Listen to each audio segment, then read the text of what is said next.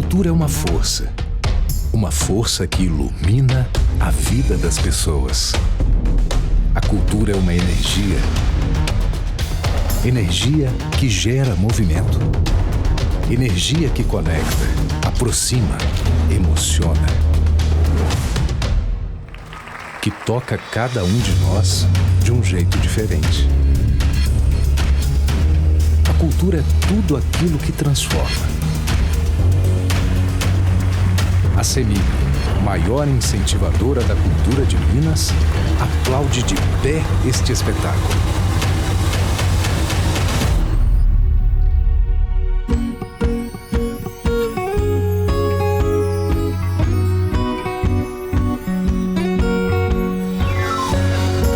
CEMIG, transformando vidas com a nossa energia.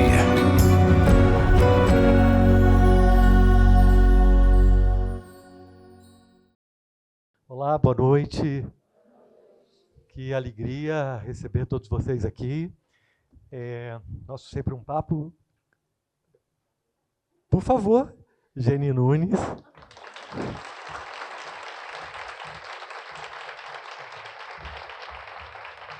Essa coisa assim de encenar, de chegar, apresentar e a entrada da Geni. Eu estava tendo uma conversa incrível com ela agora. E estou aqui muito tocado por essa conversa ainda, né? Estou atravessado por esse encontro, a conhecia das letras, mas não a conhecia pessoalmente, tem pouco mais de uma hora que estou com ela. Bom, meu nome é Jefferson da Fonseca, eu sou ator e jornalista, tenho tido o prazer de estar no Sempre um Papo nos últimos meses, a convite do Afonso Borges. Esse nosso encontro ele é uma realização da Associação Sempre um Papo, é realizado com recursos via Lei Rouanet, patrocinado pela CEMIG, pela Ingea. Deixa eu só aqui. O nosso intérprete, Hermes Araújo, aqui presente com a gente. A gente vai conversar mais ou menos por uns 30, 40 minutos, depois abrimos para a plateia. Mas não poderia ser, de modo algum, ainda mais com a Geni, nada engessado. Então, se por acaso se a plateia, se vocês sentirem vontade de algum momento falarem ou conversarem, a gente faz isso. Eu não posso também deixar de apresentar a Geni aqui, a maioria certamente a conhece, mas se por acaso tem algum desgarrado que está chegando aqui, conhecendo agora, a Geni Nunes é uma ativista indígena guarani, psicóloga e escritora. Atualmente é pesquisadora de pós-doutorado no Instituto de Estudos Avançados da Universidade de São Paulo, USP. Tem doutorado no programa de pós-graduação interdisciplinar em Ciências Humanas pela Universidade Federal de Santa Catarina, onde também cursou mestrado em Psicologia Social e graduação em Psicologia. Ela é membro da Comissão de Direitos Humanos, do Conselho Federal de Psicologia e da Comissão Guarani Ivirupa. Felizes por Enquanto é o segundo livro da autora pela editora Planeta, após o best-seller Descolonizando Afetos, de 2023. A Geni está nas redes sociais, está no Instagram, como Geni, isso está aqui, Geni Papos.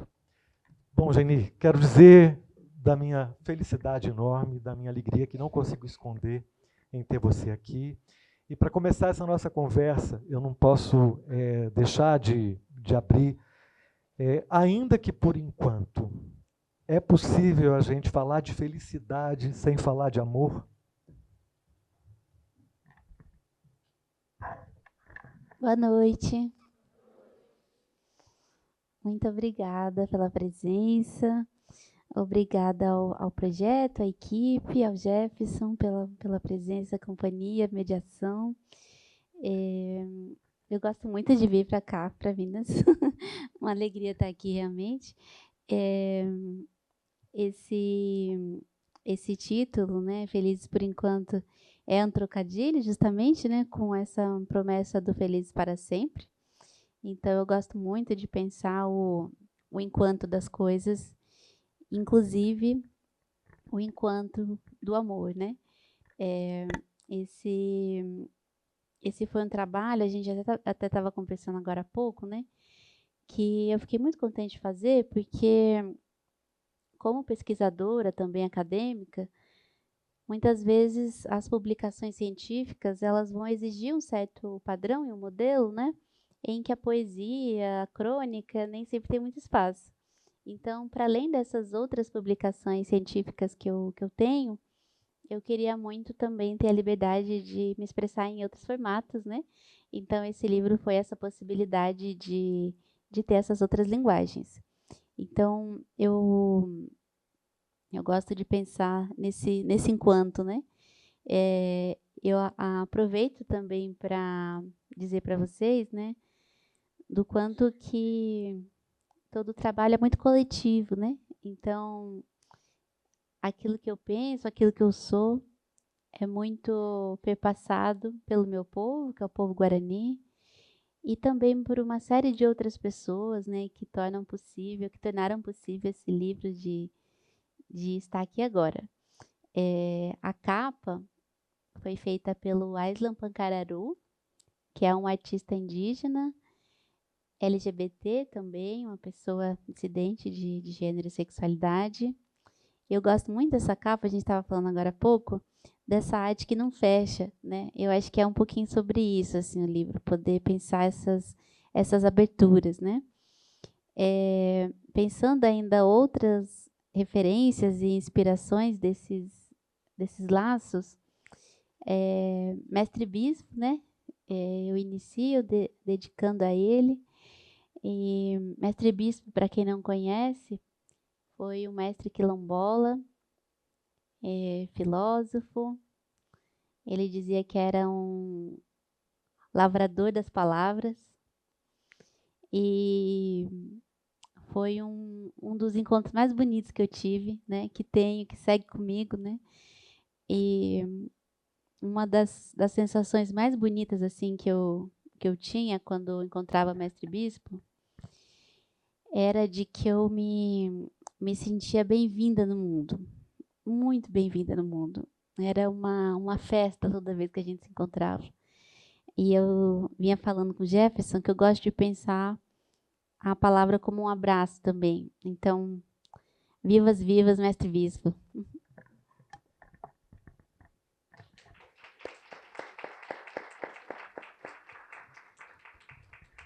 Tomar liberdade aqui.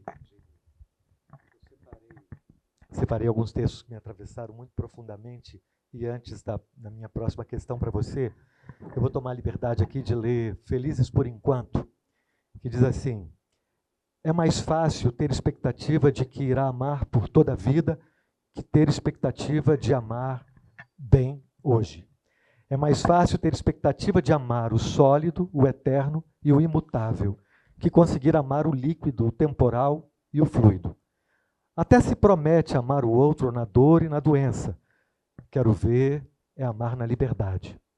Até se promete amar o outro na exclusividade. Eu quero ver é amar na concomitância. Construir expectativas para um tempo distante pode não ser assim tão fácil. Mas desafiador mesmo não é querer ser feliz para sempre. É conseguir ser feliz por enquanto. A gente fala muito, e a gente está num tempo que virou uma palavra comum, diversidade, Geni, mas pouco tem se compreendido sobre monocultura. E essa ideia, e você faz isso com uma elegância muito grande, com muita sensibilidade, e antes de seguir, eu queria que você falasse um pouco para a gente sobre essa sua compreensão e esse entendimento da monocultura, como você tem trabalhado contra isso.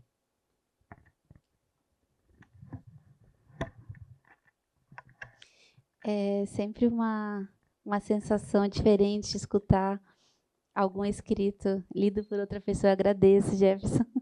Ou quando eu percebo que as pessoas às vezes indicam um texto ou enviam para outra pessoa. Queria fazer o parênteses aqui para agradecer a vocês por isso. Me toca profundamente esse gesto de fazer da palavra um espaço de partilha, né, de encontro. Pensando, então, nessa questão das monoculturas, né? Uma grande referência para mim é a Vandana Shiva. Para quem não conhece, né, ela é uma ativista, uma cientista, ela é indiana e ela atua, né, contra esses conglomerados de monoculturas, né, pelo mundo. Muitos deles os mesmos que atingem aqui o nosso território, né?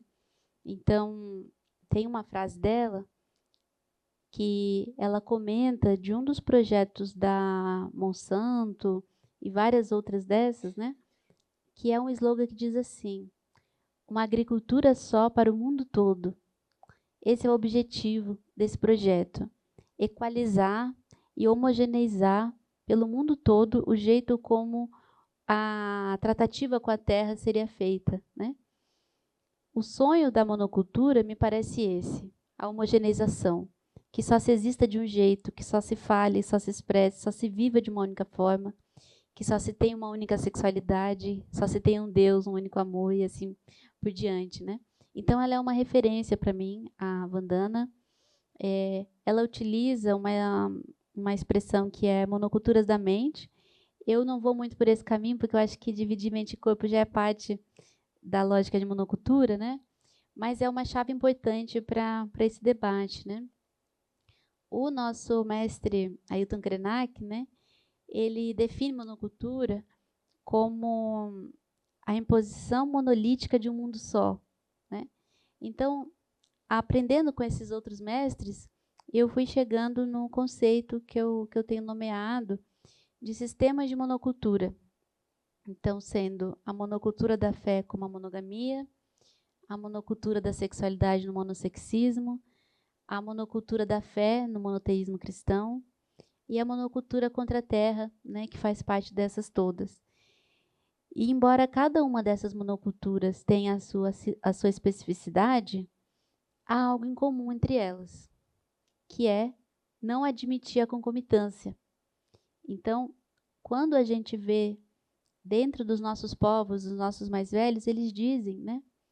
E até hoje isso acontece, que os colonizadores chegaram dizendo: existe um único Deus verdadeiro, todos os demais são falsos e devem ser destruídos. Então a monocultura, ela não é apenas é um que se impõe contra tudo que não é ela própria. Então, o que a gente vai ver, por exemplo, quando tem uma pessoa homofóbica, por exemplo, ela não está sendo... ninguém está tirando dela o direito da sexualidade daquela pessoa se expressar da maneira como ela deseja. Mas o incômodo dessa pessoa não é em ter direito ao próprio corpo, é ter sobre o outro. É legislar, punir, controlar, vigiar, que todo mundo que se comporte com algo além dele mesmo, né, que seja, então, o Foucault tem uma expressão que eu acho ótima, que é ortopedia moral, né, colocar no lugar, no mesmo caminho, né, lembro de Mestre Bispo de novo, tudo que é reto-mente. Então, pensar essa ideia do desvio, para mim, é algo que me toca muito. E é evidente que todo mundo que, de alguma maneira, desobedece essas monoculturas vai passar por um constrangimento. Isso pode acontecer de muitas formas, né? Então, por exemplo, quando a gente combate o racismo religioso, né, e diz nós temos o direito a vivenciar nas nossas espiritualidades, muitas vezes vão dizer, vocês têm intolerância religiosa, ou isso é heterofobia, eu não sei nem a palavra direito, você sabe do que eu estou falando, né? Algo assim, ou tem algum tipo de conspiração que tenta impor, né? Como se o Frantz Fanon fala muito isso, né? Que nós não temos o sonho de dominar o mundo. Esse é um sonho do branco, né? Então, afirmar a diversidade não é impor uma outra monocultura, né? Mas pelo fim de todas. Então, eu tenho buscado fazer esse trabalho no sentido também de entender que um dos efeitos dessas monoculturas é fazer as pessoas acreditarem que se trata de uma opinião pessoal. Então, aquilo que está sendo colocado é defendido a qualquer custo, como se tratasse de um ataque individual àquela pessoa, né? Então, é um pouco esse convite a uma desobediência, a desconfiar daquilo que às vezes nos chegou em nome do bem, em nome do amor, em nome da família. Como seria, Geni, para você? Eu sei que seriam muitos os mundos possíveis, mas para você, como seriam 2 ou 3 mundos possíveis, partindo, né, desse trabalho que você e das pesquisas que você tem feito, transitando por mundos muito diferentes e com uma curiosidade tão à flor da pele como você tem? Daria para a gente trazer assim 2 ou 3 mundos possíveis, ou mais, como você quiser? Massa. Eu gosto muito de estudar etimologia, né? É uma das minhas tarefas, assim, auto-infligidas, que eu mais gosto de fazer.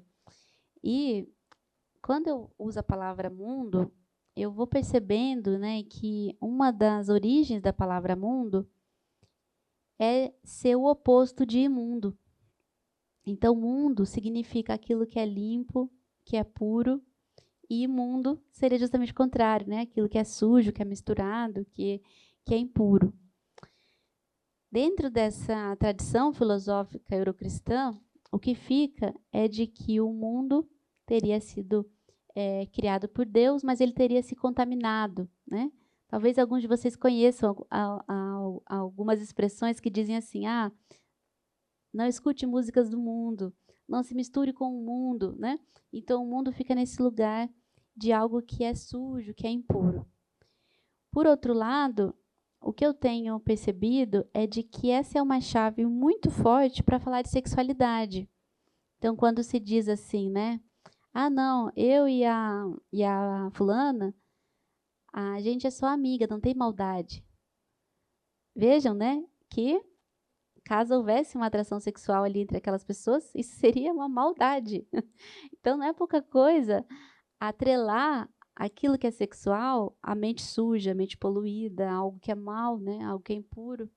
Então, o que eu tenho pensado nesse sentido é de que todo mundo tem um pouco de imundo. Essa limpeza, ela é muito mais perigosa que algumas sujeiras que se pode pensar, né? Mas, voltando a esses outros mundos, dentro dos nossos povos, algo que a gente escuta muito dos mais velhos é que o nosso mundo já acabou quando a invasão aconteceu. Todo um jeito de existir no mundo foi destruído, ou houve uma tentativa muito severa de destruição desse mundo. Então, o que a gente diz é que não existe só um mundo, que existiram outros mundos antes desse, existirão outros depois, e existem mundos ao mesmo tempo, né? Então, até esse apelo, né, que Ailton Krenak faz de ideias para adiar o fim do mundo, outro dia ele me disse, né, que não é qualquer mundo não que ele quer adiar, que tem alguns que tomara que se acabem quanto antes, né? Então, a ideia não é defender que o fim é uma coisa ruim, independente do contexto, independente da circunstância, né? Então, pensar que outros mundos são esses, não no sentido de algo novo, mas de reconhecer algo que já existe e que não é percebido como digno, como vida, né? Mas aí eu vou ler o poema, então, que acho que toca essa sua questão, pode ser?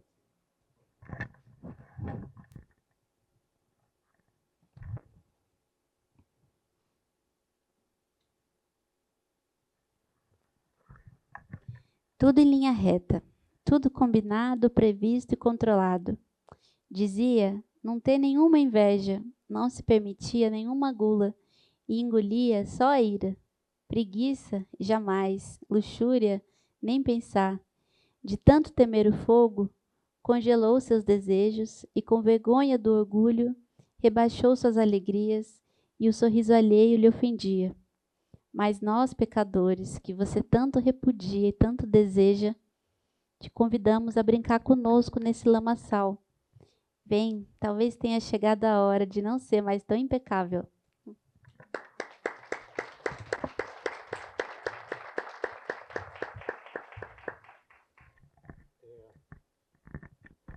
trabalho autoral, Geni, a originalidade, essencialmente na arte, a gente falou um pouco sobre isso, né?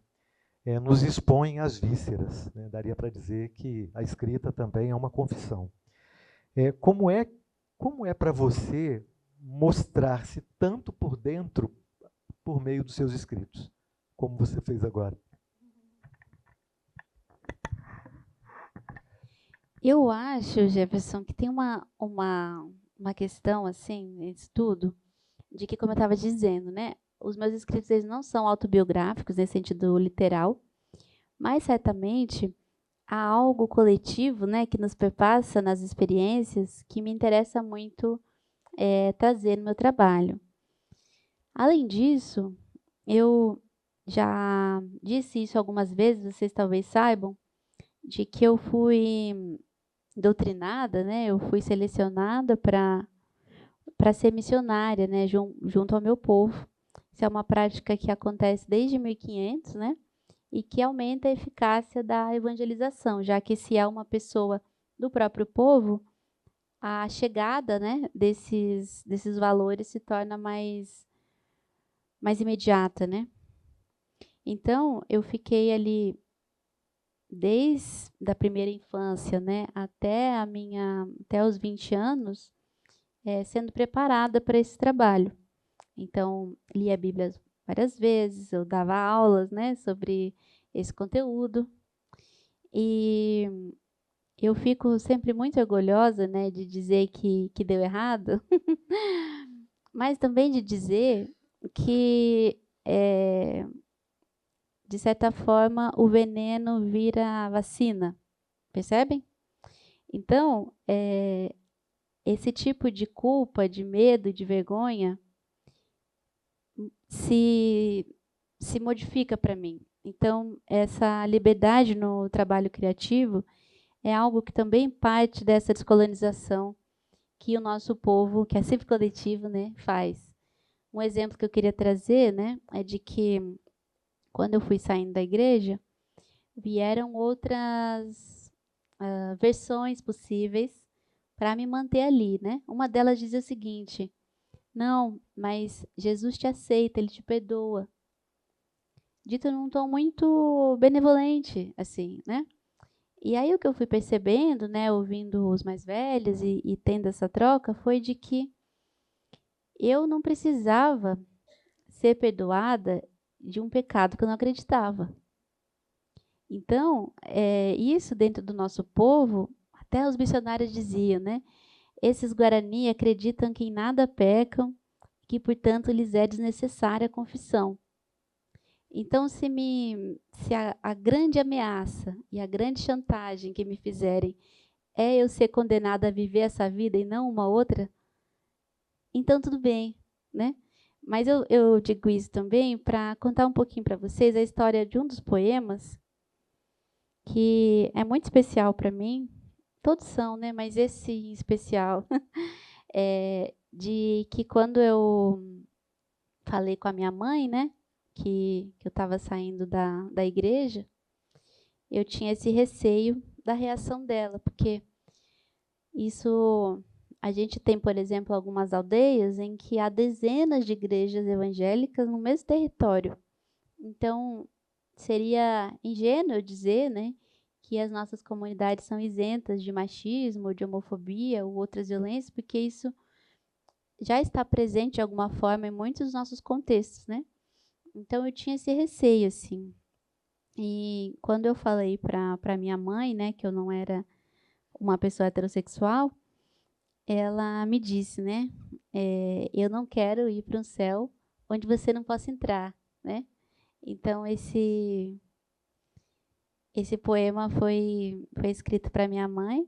É também por isso que ele está em Guarani, porque ela entende pouquinho português, então fica para ela é melhor, e eu acho que para vocês também, de alguma forma, é uma preocupação que a gente tem tido na literatura indígena como um todo, assim. Muitos dos nossos livros têm termos, palavras, expressões nas nossas línguas, para também contaminar com sangue novo, como dizia o João Cabral de Melo Neto. essas questões, né? Então, esse poema eu fiz para minha mãe e eu vou compartilhar com vocês, então.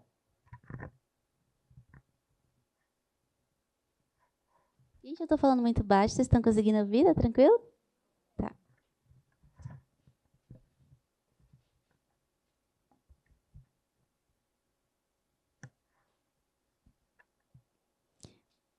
O céu também é a terra, também faz parte dela. O céu está aqui pertinho. Ele chove em mim, em nós. Vejo daqui suas cores do dia, da tarde, da noite e da madrugada.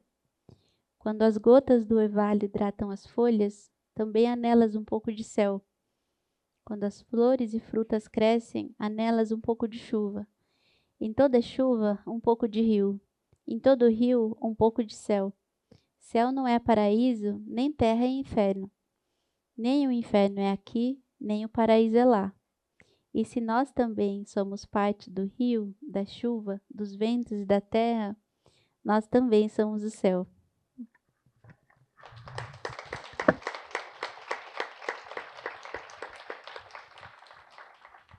A gente também estava falando um pouco sobre isso lá no camarim. Duas questões. Uma primeira é que a Geni tem um ativismo de afeto. Ela consegue fazer a gente pedir desculpa, muitas vezes, para a gente mesmo em relação a algum pensamento que se opõe ao que ela traz, com muita generosidade e com uma profundidade muito grande. E esse, sinceramente, com mais de 25 anos como repórter, poucas vezes na vida eu encontrei alguém que conseguisse respeitar tanto o diferente e dizer e trazer com tanta elegância. E me impressiona ainda mais na leitura desse livro, especialmente, é que parece-me uma adulta escrevendo de mãos dadas com uma criança. Freud, quando diz que a criança é o pai do homem, me interessa muito, eu não perguntei isso no camarim, porque eu queria dividir isso aqui com vocês, como é, Geni, que você traz a sua criança pai dessa pessoa, né, desse indivíduo tão cuidadoso e atento com tudo que a rodeia. Uma das histórias que eu mais gosto assim, de ouvir, né, dos nossos mais velhos, eu gosto muito de ouvir história, né? Acho que ser psicóloga também é um pouco isso, mas acho que como poeta vai misturando, né? Mas uma das histórias que me abraçam muito nisso e me volta para essa sua questão é que Anderu, que é uma dessas entidades criadoras, né, do nosso povo, a gente aprende que ele gosta muito de brincar de peteca. E eu não sei explicar muito bem para vocês, mas a ideia de um Deus que brinca me parece muito oportuna. E volta para essa noção. O próprio Freud, né, que tem um trabalho muito instigante, muito criativo em muitos momentos, acaba reforçando, né, vários desses estereótipos, né, de sua época, mas dessa época também. E ele fala, né, em Totem Tabu, que povos indígenas seriam a infância do humano, ao passo em que os civilizados seriam a fase adulta. Então, dentro da psicologia, a gente tem várias matérias que, inclusive, trazem no nome, assim, né, a psicologia do desenvolvimento, uma certa expectativa de ordem, de progresso, que é medida pelo tanto que a pessoa adere ao binarismo. Então, é muito comum, né, que uma pessoa que seja bissexual ou não monogâmica seja constrangido como alguém que não é maduro, né? Alguém que não cresceu. Isso também aparece, né, do ponto de vista macro. Então, aquela sociedade que não aderiu a esses valores binários é uma sociedade atrasada, imatura, né? Então, isso aparece no micro e no macro. E eu estou falando isso porque, por mais que em muitos textos se diga, né, que se compara povos indígenas as crianças e os demais bichos, a gente sabe que o intuito é ofensivo, mas a gente diz que é uma honra, né? Não há demérito algum em ser comparado com criança, comparado com bicho, né? Então, eu penso que a infância, os demais bichos, a loucura, são todos lugares que, de alguma forma, fazem parte, né, desse grande espectro que a gente vive de binários, né? Eu lembro, inclusive, e eu tenho uma ótima convivência com as pessoas ditas loucas e com criança. Fico muito contente. Inclusive, eu fiz um estágio por 2 anos no CAPS e eu ficava muito lisonjeada que as pessoas usuárias vinham falar assim: quem que é o seu doutor? Eu achava uma maravilha, né? Que bom que eu não estava sendo reconhecida, né, como normal. Mas voltando para a sua pergunta, eu acho que tem esse debate também, voltando à questão de sexualidade, né, que na minha pesquisa os missionários diziam que as nossas maneiras de nos relacionarmos sexualmente eram infantis.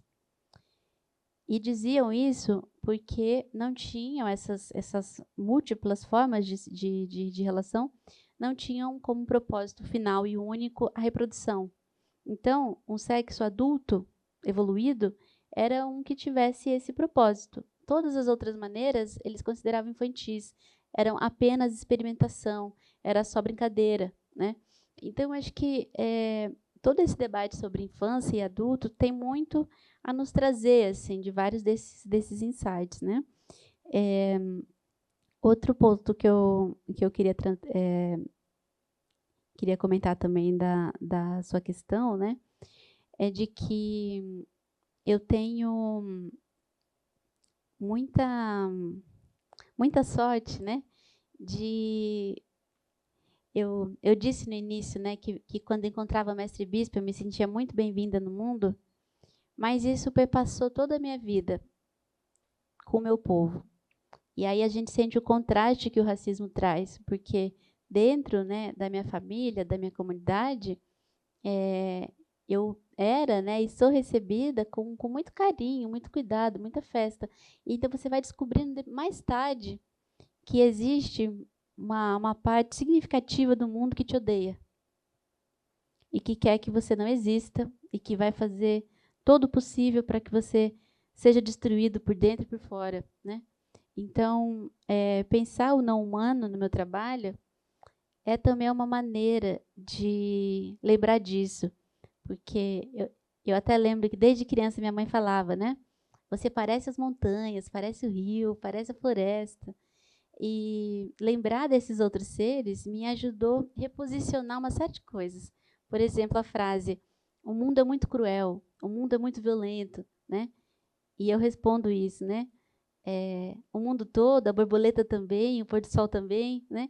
Então, lembrar desses outros seres me ajuda a sair do terraplanismo.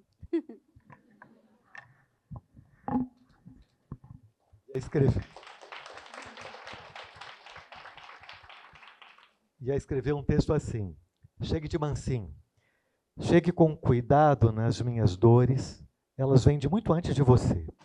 Faça o esforço de lembrar que histórias milenares de feridas coloniais não se iniciam nem terminam em você.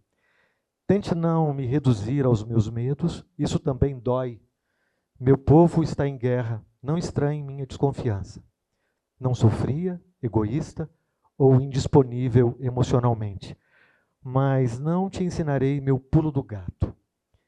Eu te amo e te demonstrarei isso da melhor maneira que conseguir. E se isso for pouco, entendo sua partida. Mas não me faça dizer mais do que consigo. Não me arranque palavras que não tenho. Prometer o que não posso e dar o que não tenho me fazem sentir roubado de mim. Eu sou forte, mas não queria usar minha força apenas para aguentar dor e sofrimento. Quero também ser forte para viver a alegria, a ternura, a serenidade. Em meio a tanta amargura, eu ainda estou aqui, tentando todo dia não repetir as violências que recebi. Pisa levinho no meu terreiro. Chega de mansinho nas minhas memórias. Me ajude a lembrar que as vozes estão erradas e que tenho o direito de amar e ser amada em paz.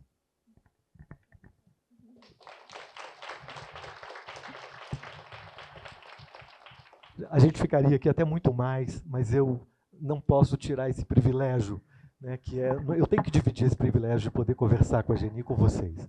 Então, por favor, os nossos microfones, a gente vai passar e por inscrição, aí por gentileza, a gente abre. Pode ser, Geni?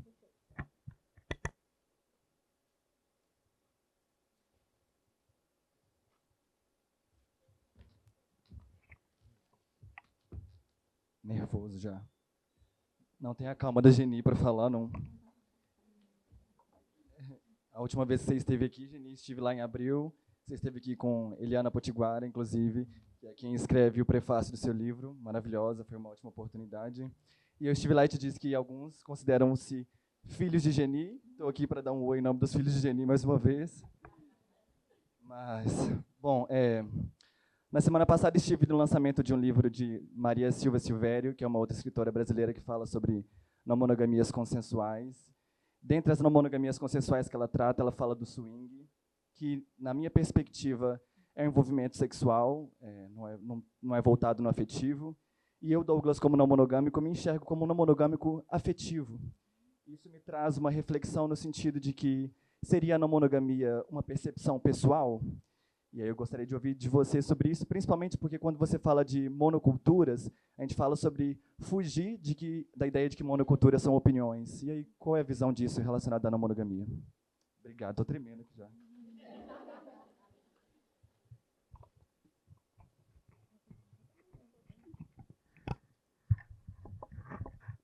Oi, meu bem, obrigada pela presença.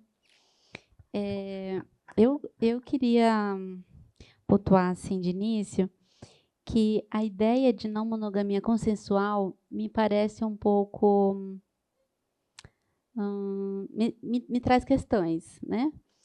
Lembro de novo de Mestre Bispo quando ele dizia que quando uma palavra está fraca ela é adjetivada. Então eu fico pensando que parece haver uma pressuposição de que haveria uma não monogamia não consensual. O mesmo não acontece com a monogamia, né? Ela não é adjetivada como consensual. Então, acho que a gente vive um tempo histórico em que está se nomeando certas coisas que antes eram colocadas como universal, né? Não sei se vocês vão lembrar, mas pouco tempo atrás, o amor, né, com letra maiúscula, era a monogamia. Não se tipificava, é monogâmico ou não, era simplesmente já dado, né? Então, é muito interessante e eu respeito e admiro muito as pesquisas que têm aparecido, né, como trabalho dela e de tantas outras pessoas, que tomara que a gente tenha, assim, um caldeirão de discordância, coisa boa, né, não ter uníssono. Eu sempre brinco, assim, para que as pessoas não tenham fidelidade comigo, né, que podem me trair à vontade.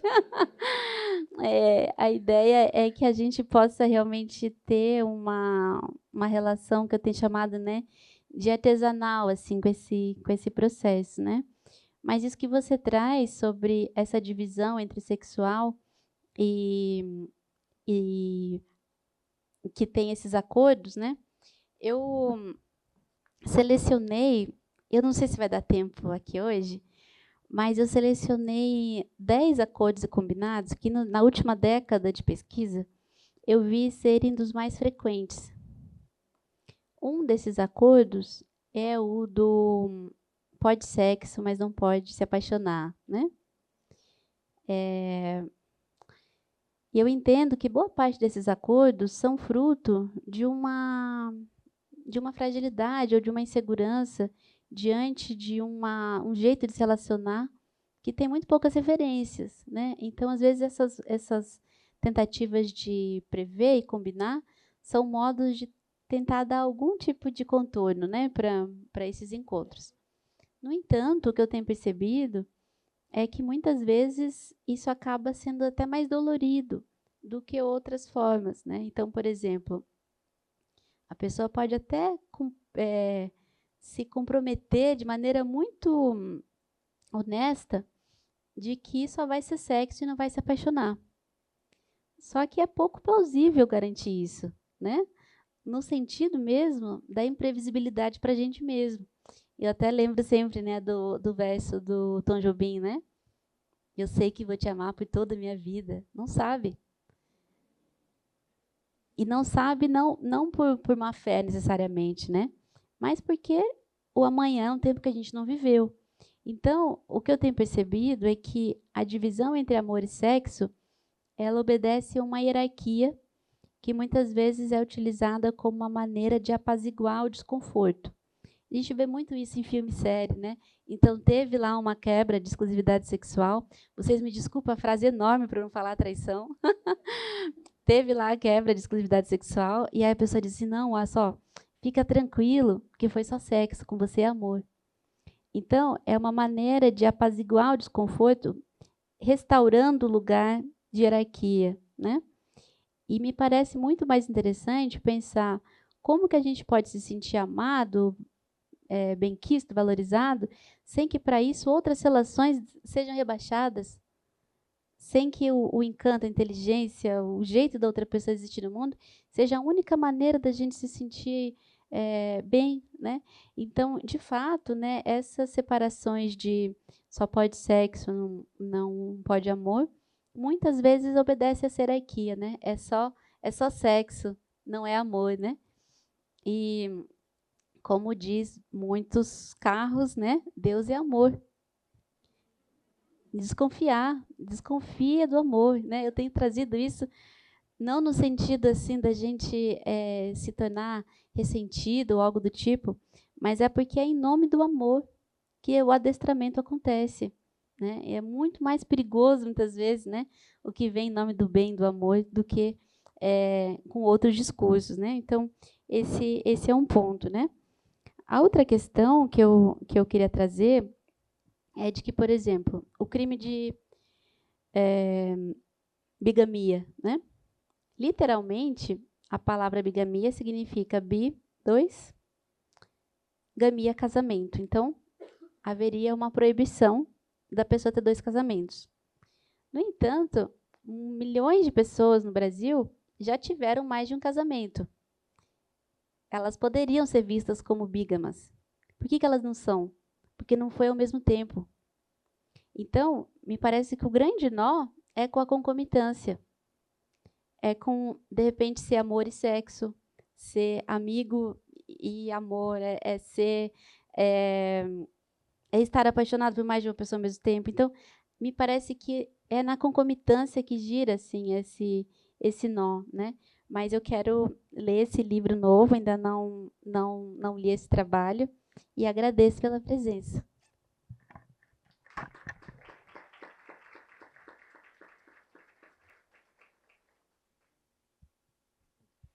Boa noite.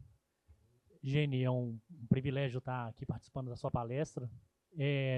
A última palestra que você teve em Belo Horizonte, infelizmente eu não pude participar, mas o Descolonizando Afetos foi um livro assim que eu devorei, né?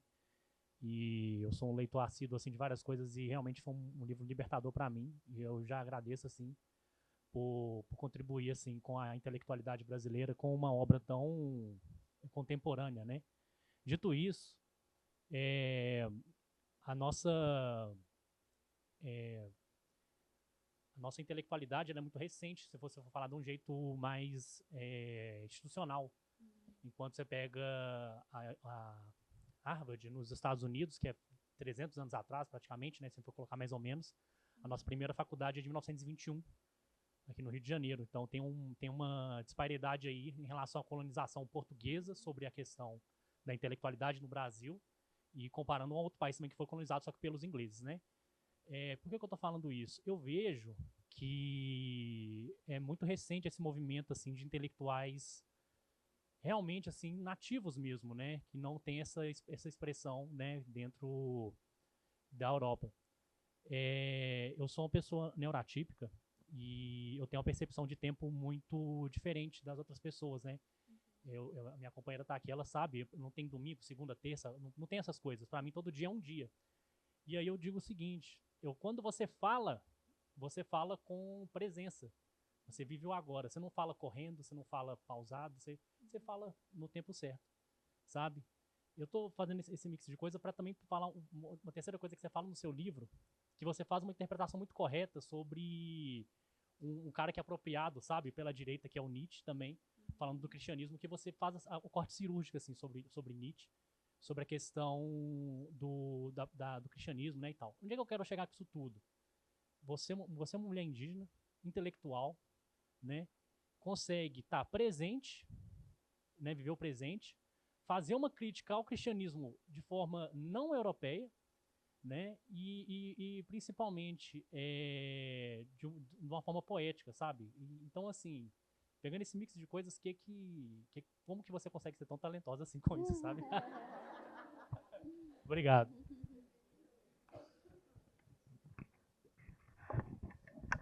Eu fiz um contato com ele antes, gente.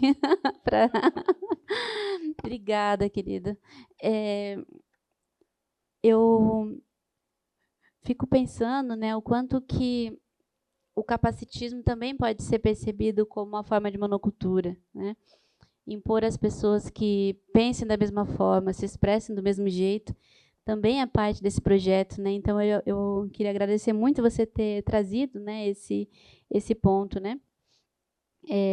Outro aspecto também que eu queria trazer é que, de fato, né, a gente vive dentro dos povos indígenas as primeiras gerações de pessoas indígenas nas universidades. Então, com as pessoas quilombolas, com as pessoas negras, também é recente, né?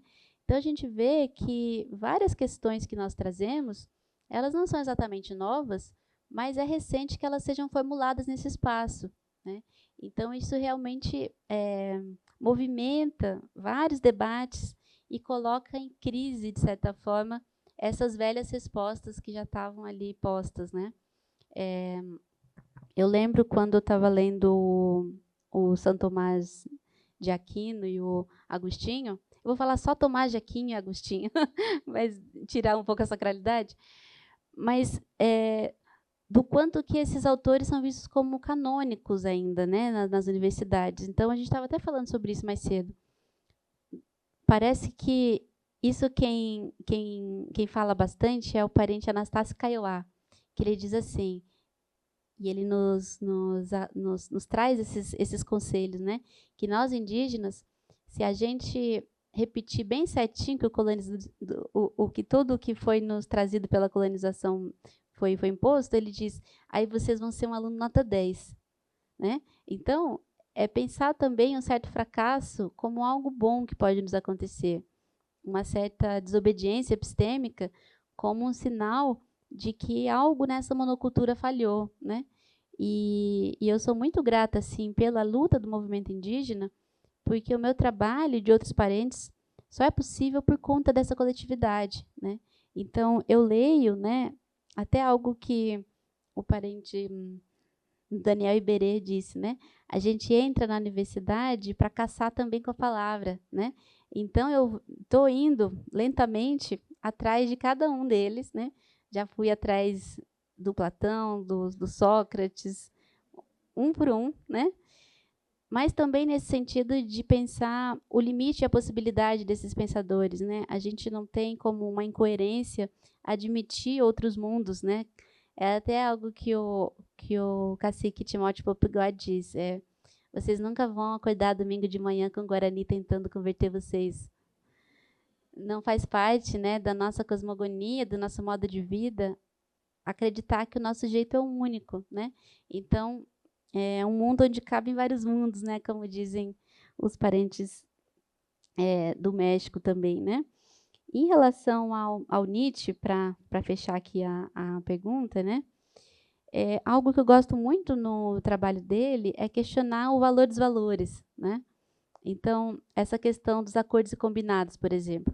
A gente vai ver que há, por parte de muitas pessoas, essa ideia de que aquela pessoa que quebrou um acordo combinado é alguém mau, é alguém sem caráter, universalmente ruim, né? Então, algo que eu tenho trazido no meu trabalho é esse convite, de pensar o seguinte: antes de um acordo ser quebrado, antes de punir alguém pela quebra de um acordo combinado, há que se questionar se a gente concorda com o próprio acordo, com o próprio valor que dá sentido a esse acordo, né? E eu acho que isso é uma contribuição que o Nietzsche traz, né? A outra que eu queria trazer aqui bem rapidamente é sobre a ideia de verdade. O professor Roberto Machado falava muito isso, né? Que tanto a religião hegemônica quanto a ciência hegemônica têm algo em comum, que é a busca pela verdade. Isso nas relações também é algo muito forte, né? E eu acho que a poesia, a arte, a dança são outros jeitos da gente experimentar o encontro que não tem a busca pela verdade como um único sentido. Então, eu gosto muito de pensar nas nossas referências ancestrais também para isso. Um deles é o Potivara, né, de 1600, que os missionários diziam assim: Potivara, apenas o batismo tinha de cristão, pois a fé prometida nunca guardou, né? Ele ficava muito incomodado. Como assim você prometeu que estava batizado, que ia seguir, que ia parar de falar sua língua, parar de seguir o seu Deus, e você segue adulterando, né? Então, acho que pensar a arte também como esse lugar de que não tem a busca pela verdade como fim, né?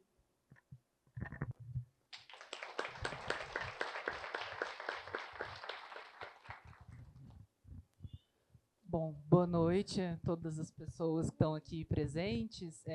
Bom, primeiro eu queria dizer que, de alguma maneira, eu me senti muito bem-vindo no mundo aqui, te ouvindo hoje.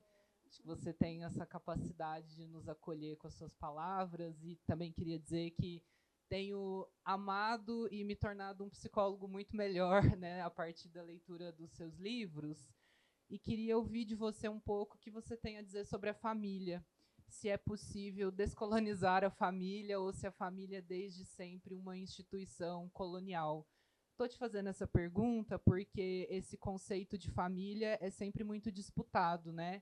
A direita muitas vezes acusa, por exemplo, pessoas LGBT de quererem destruir as famílias, ao mesmo tempo em que pessoas LGBT, quando se reúnem em espaços de acolhimento, né, nós chamamos nossos amigos de família, né? E aí queria saber de você o que você pensa sobre a questão da família e se é possível descolonizar a família.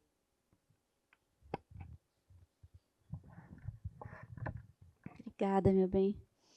Olha, ótima questão, viu?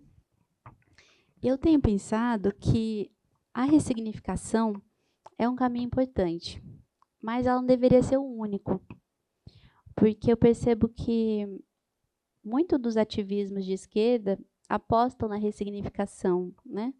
Então, a gente vai ver, por exemplo, falando dessa questão do racismo religioso, né? Que vão dizer, não, a Bíblia não fala isso, a Bíblia fala outra coisa. Mas ainda sem se questionar por que a Bíblia tem que ser aquilo que dá ou não legitimidade para a nossa vida. Ainda que ela dissesse uma coisa ou não outra, né? Então, acho que tem esse limite, né? A outra questão é que acho que cada pessoa vai entender também a contingência disso tudo. E eu percebo, por exemplo, que a própria noção de armário é algo que vai além de um dentro e fora, né? Quem fala muito sobre isso é a Eve Sedgwick, que ela comenta, né, que às vezes a pessoa saiu de um armário da sua sexualidade para algumas pessoas da sua família, mas não para todas, por exemplo, ou para algumas pessoas da sua situação de trabalho, você pode até estar do lado do seu companheiro, mas não beijando na boca, por exemplo. Então, o armário vai estar sempre, de alguma maneira, criando circunstâncias em que a gente precisa fazer um trabalho emocional para tentar antecipar ou tentar reduzir os danos dessa violência, né? Eu estou falando isso porque, em alguns casos, pode ser interessante fazer essa defesa, essa ressignificação, e em outros, pode ser muito libertador também a gente dizer, olha, vou usar o exemplo do humano para isso, né? Que a gente sabe que Ailton Krenak mesmo fala, né, que a humanidade é um clube VIP que cabe muito pouca gente. E o racismo nos retira dessa condição de humano. Mas talvez a gente possa pensar o seguinte: agora é a gente que não quer entrar. Isso também é muito poderoso. Pensar numa posição ativa em relação a esses lugares e pensar também a questão dos nomes, né? Eu acho que na nossa área isso é muito importante, acho que em todas, mas especialmente, né? De que jeito que a gente conta a história tem a ver com adoecimento, tem a ver também com um processo de elaboração, né? Então eu vejo, por exemplo, que esse sonho de formar família, muitas vezes ele oblitera o fato de que a pessoa é acompanhada, tem presenças, tem pessoas companheiras na vida, tem laços de apoio, de encontro, mas como não está nesse modelo romântico, a pessoa é ensinada a acreditar que há algo que lhe falta, que está fracassando, que não está pronto enquanto não formar família, né? Então, é de fato um signo muito forte nisso tudo, né? De minha parte, a noção da desistência tem sido bem interessante pensar, no sentido de que, quando dizem, por exemplo, né, que homem e mulher é o que é família de verdade, a gente vai ver que isso é utilizado politicamente, inclusive, para nos impedir de acessar direitos básicos, né? Então, tem uma invasão das nossas comunidades para além de que termo que a gente usa, né? Esse é um ponto. Agora, para além dessa disputa estratégica política, eu acho que, pessoalmente, cada um de nós, né, pode avaliar até que ponto isso não nos adoece também, e do quanto que é bonito, né, poder afirmar também, ó, se isso é ser família, eu tenho orgulho de não ser, né? Ou então, se disserem assim, os LGBT vão destruir a família, tomara, né? Tá gravando, meu pessoal. Ai, obrigada, meu bem.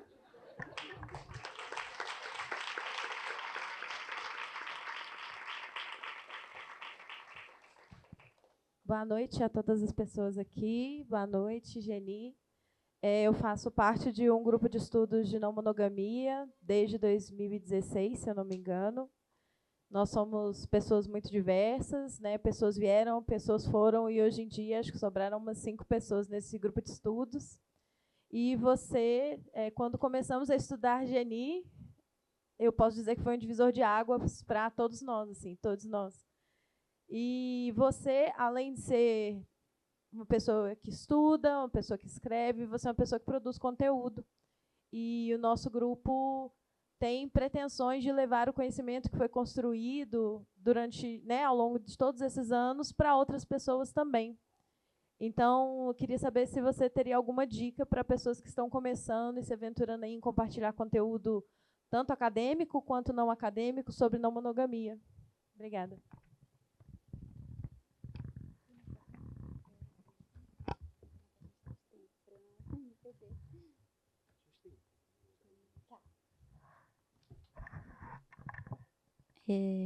Obrigada pelo trabalho, pela presença. Que bom saber que é um grupo, né? Eu acho que isso é algo que eu fico muito contente, assim, quando eu sei que meu trabalho está sendo discutido, seja para concordar, discordar, mas de alguma maneira está circulando entre um grupo, né, de pessoas que compartilham pontos de vista sobre aquilo. Eu acho que é muito bonito ter esse tipo de encontro, né?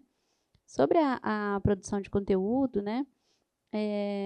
Algo que eu percebo, assim, nas redes, né, é de que esse não é um espaço também isento das incoerências e das características do espaço não virtual, né?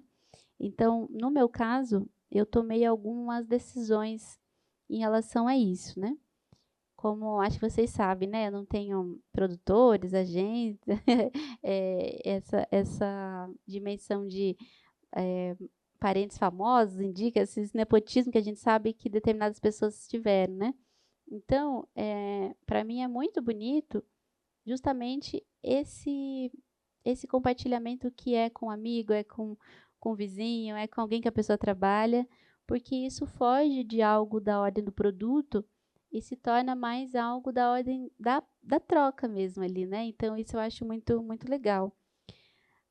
Aí, pensando nesses cuidados, né, que eu falei que eu tomei, eu penso que, como pessoa indígena, a gente carrega, né, o nome do nosso povo. Então, eu sigo para todos os meus trabalhos, as viagens, eu tenho um aconselhamento das lideranças que me auxiliam a não estar sozinha nesse espaço de visibilidade ou nesses espaços de escuta do meu trabalho, né? Então, isso é algo que, pessoalmente, é muito importante para mim, assim, ter essa... não seguir a caminhada sozinha, assim, ter esse amparo das lideranças, né? A outra questão também que eu faço é que eu acho que não vale a pena a visibilidade a qualquer custo, né? Então, por exemplo, eu já fui muito chamada para fazer parte de alguns programas, seja de TV, seja de podcast, que eu sei que tem um apelo sensacionalista, que vai trazer ali o tema como algo da polêmica, que gera um engajamento no sentido justamente das pessoas se degladiarem umas com as outras ali, e do ponto de vista financeiro talvez tenha algum retorno, mas é algo que eu optei por não fazer, né? Porque para mim não interessa essa visibilidade a qualquer custo em que a gente saia destruído dela, né? Então, eu tenho aí, né, uns 14 anos de caminhada em relação a isso, e eu acho que foi bom que tenha acontecido desse jeito, porque quando a gente faz esses passos tendo essa sensibilidade de estar com quem a gente acredita, falando aquilo que faz sentido, as coisas fazem muito mais, dão muito mais saúde para a gente num espaço que é muito difícil ter, né? Então, bons ventos aí para vocês.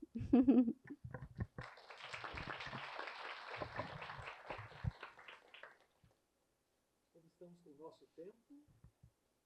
Acabou?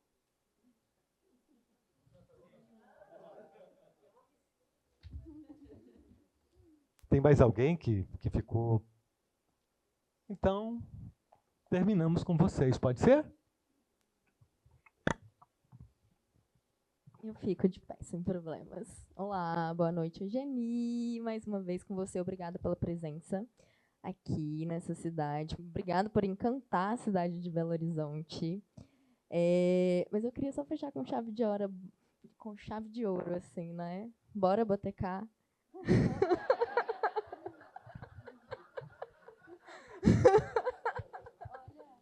Trocar conversas filosóficas com esse tanto de gente no boteco em Belo Horizonte. Mas, assim, agora falando um pouco mais sério, eu gosto muito de ler escritores indígenas hoje, porque é uma forma que eu, Camila, vivendo em uma metrópole, consegue me aproximar um pouco mais do que eu sinto. Quando a gente está em uma metrópole, a gente está muito em uma cultura branca e ela está o tempo inteiro te pressionando ali de todas as formas.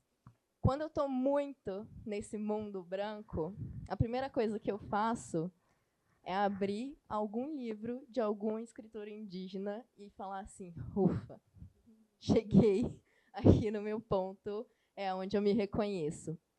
E é muito legal quando a gente tem essa oportunidade com vocês de troca, de coletividade e de conhecimento, porque é um jeito... Eu não sei se para todo mundo que está aqui é novo sentir, para mim não. Para mim sempre foi o meu jeito verdadeiro. Se tiver uma verdade, a minha verdade é Geni, é Ailton, é Eliane Potiguara e qualquer outro escritor ou xamã que tiver por aí hoje no Brasil, espalhado.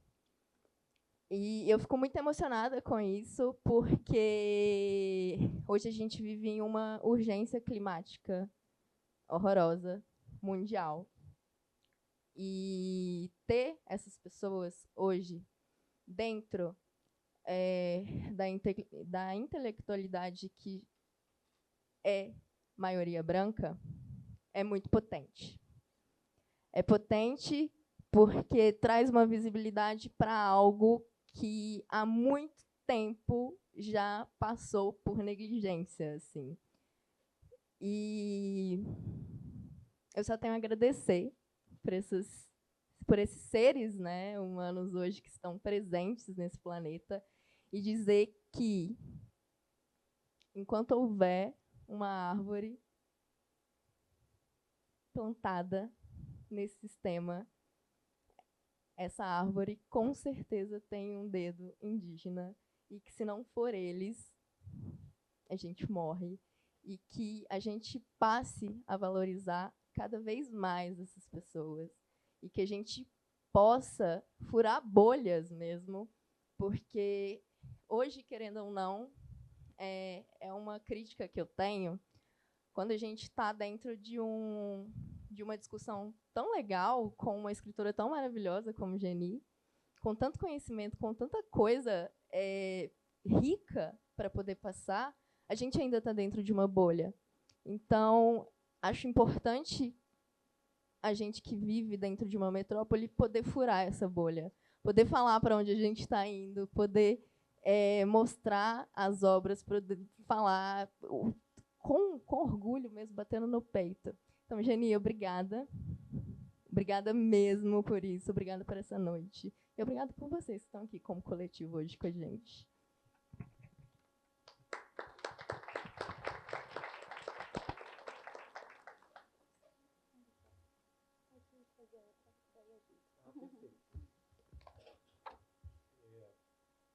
Geni está sugerindo que temos mais uma inscrita, não é isso?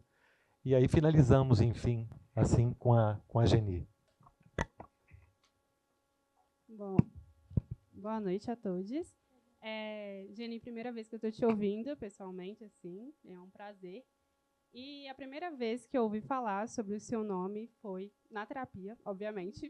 Minha terapeuta disse, você já conheceu a Geni Nunes e tal, e disse, olha, vai com calma nos seus textos, porque esse é o primeiro contato, assim, né, com esse rompimento no geral. Então, assim, eu não sei se é uma experiência mais individual sobre o que eu senti nas primeiras vezes que eu li o texto, mas veio muito no lugar da culpa, né? E isso é algo que eu venho pensando há um tempo, assim, esse lugar da culpa em todas as nossas relações, em todos os lugares que a gente ocupa, né?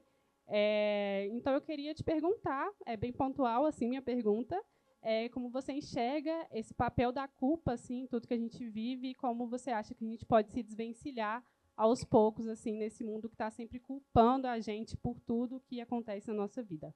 É isso, obrigada. Eu que agradeço, prazer. Também queria agradecer pela questão, comentário anterior, né? De fato, né, essa emergência climática se conecta também com uma emergência em relação à saúde mental, a várias outras crises que o planeta vem vivendo, né? A gente até diz que nós não somos contra mudanças climáticas, porque mudanças climáticas o planeta sempre teve, né? O que a gente vive agora não é simplesmente uma mudança, mas um abuso, uma violência climática, né? Que vai muito além de uma mudança simplesmente, né? Algo que também me toca muito, assim, é de que até pouco tempo atrás, nós éramos, e ainda seguimos em muitos momentos, como objeto de pesquisa, né? Então, é também uma maneira da gente devolver esse espelhinho que a colonização nos deu, para que também a própria branquitude, a própria colonização, possa se implicar nesse lugar, né? Então, acho que é até algo que a gente diz, nós sempre tivemos os espelhos, mas é o espelho da água em movimento, né? Então, é um pouco esse trabalho que a literatura indígena tem tentado fazer, né? A outra questão em relação à culpa, né? Na minha pesquisa, a culpa ela parece muito atrelada à noção de vou dizer um exemplo aqui, né? Tem o culpado e o inocente dentro do sistema carcerário, né? Então, o culpado e o inocente seriam posições também muito aproximadas com aquele que é o pecador. Então, o culpado paga a pena ou a penitência. Então, é essa ideia de que a pessoa deve se martirizar bastante, diminuir bastante, pagar a cota de sofrimento para estar próxima para o próximo pecado. Então, a culpa, muitas vezes, ela tem esse movimento de muito sofrimento, mas ela não tem uma efetividade processual. Costuma ser algo muito internalizado, né? Então, algo que eu tenho comentado é que a gêmea da culpa é a meritocracia. As duas têm em comum a centralização do sujeito. Então, se a gente acha que tudo de ruim que nos aconteceu é nossa culpa e não de um certo contexto, de uma contingência, a gente atribui a si um valor muito maior de responsabilidade do que se a gente reconhecesse a coletividade, né? Em Guarani, inclusive, a gente tem 2 tipos de nós, que é nós mesmo que a gente não está lá, a gente diz, né? Então, tem muito mais nós do que eu. Só que ter muito mais nós do que eu também é não ter tanto mérito. Então, para a gente, de alguma maneira, abandonar a culpa, precisa também abandonar o mérito. Nem tudo de bom que acontece com a gente é tanto assim da nossa responsabilidade, né? E eu vou terminar com um poema, agradecendo muito a vocês pela paciência, pela presença, à equipe, né, pelo suporte, ao Jefferson pela conversa. Esse poema eu fiz a partir de uma história tradicional do nosso povo, que é assim: quando Nhanderu foi distribuir a inteligência pelos seres do mundo, ele deu uma parte da inteligência para as corujas, para as cobras, para as capivaras, foi distribuindo a inteligência. E aí, quando chegou no humano, não tinha sobrado quase nada. A gente, Guarani, não, de novo, né? Não, a gente não é terraplanista. Então, é essa parte da pequenez que me interessa muito. Então, eu vou encerrar com esse poema.